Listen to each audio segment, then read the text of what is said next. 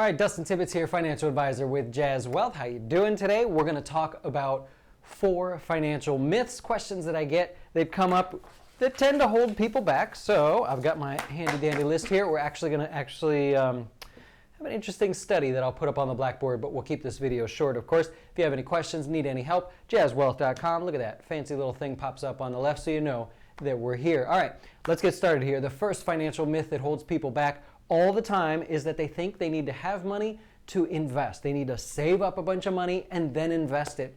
You see all the rich people on TV. If you watch financial media for any length of time, then you very quickly look at it and go, well, those guys got a lot of money. No wonder Warren Buffett's doing great. He's got a lot of money.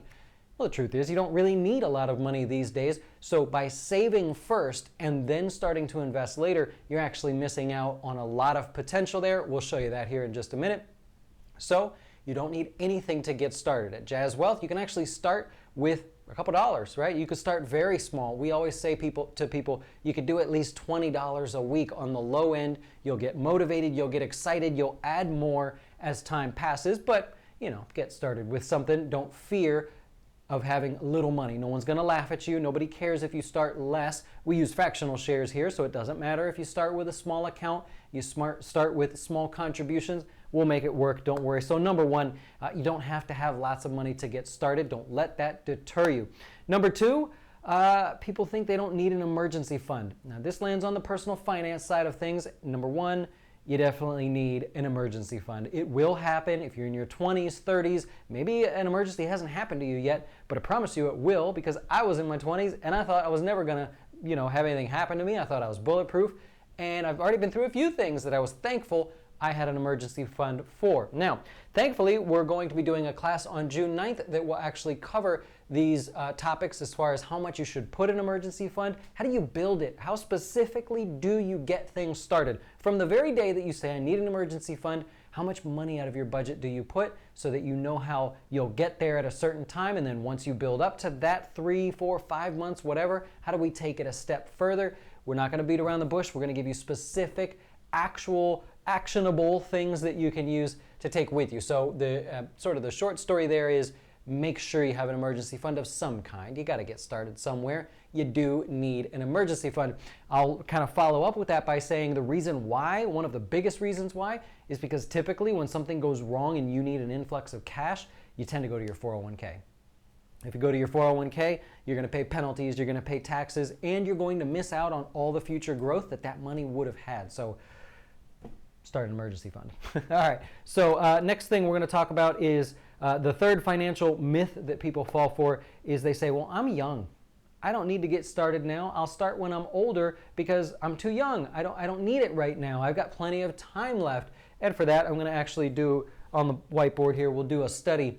It's one of my favorite studies that people use. It's kind of common. I didn't come up with this. This is very common. You take investor A and you take investor B.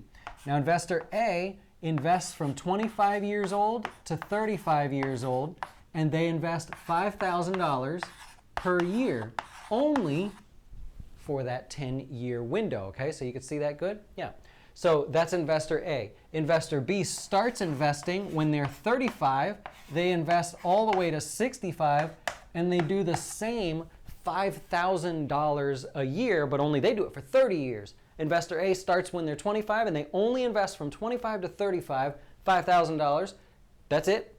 Investor B starts 35, they do it all the way to 65. So we've got 30 years here, right? We've got 10 years here. What do you think happens? Right? This is the cool part of the story here. So the actual number, I always forget, 535. So investor A ends up with $535,000 in retirement at the age of 65. Investor B ends up with 472. Even though they invested for 30 years, $5,000 a year, this guy only did it for 10 years. That's what he ends up with. Beats it by $63,000, all because they started early. So the number 3, the biggest financial myth that we see people say is they need to just wait till they get older, no big deal. This proves that that's wrong. This assumes a 7% return on your money, just raw numbers, no inflation or anything in there, just to kind of show you how money grows. So don't wait. get started. You can have a small amount to get started. You won't regret it. I tell all of our younger customers that just starting, let a couple years go by, put a little bit in at a time. You'll be amazed at how it starts to grow even just after a couple years. So don't waste any time. Let that study motivate you. I hope you can see it on the screen there. If not, hopefully I explained it good enough. And number 3, the fourth investing myth that I see all the time is that you can time the markets.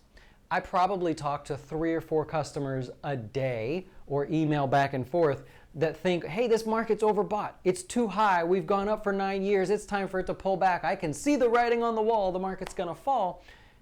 But if you said that 2 years ago, then you missed out on 20% returns. You said that 3 years ago, you're pushing 25, 30% returns depending on how you invested. So why is this any different? What happens if the stock market flounders around here for a few years and maybe only has a 3% average growth over the next 5 years? That's 15% that you missed out on because you're waiting for the markets to fall.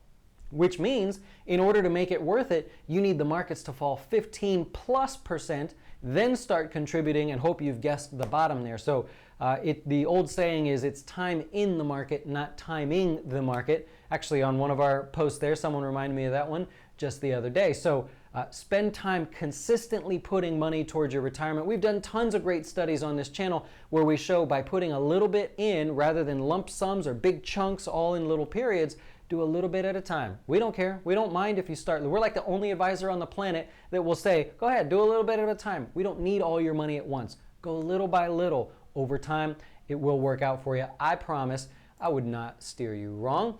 Anyways, those are our 4 financial myths. I hope you enjoy. If you like what you see, anything I've said, you like me, you hate me even, feel free to hit the subscribe button and turn a little bell notification on there. That'll let you know when we are officially live so that you can participate in our live events. That's all I have for you today. Thanks so much. If you need anything, jazzwealth.com. Thanks for watching. We'll talk to you soon.